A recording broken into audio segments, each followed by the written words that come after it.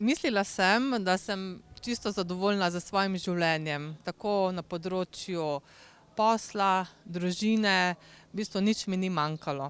Nekako me je pa prebudila, objava na Facebooku, strani Mastermind, akademije za povabilo za NLP coach. Mene zelo težko kakšna nova zadeva prepriča, ampak, ta objava me je in sem šla na to brezplačno predavanje in me je tako pritegnilo, da sem se odločila, da, grem na, delavnico, NLP coach.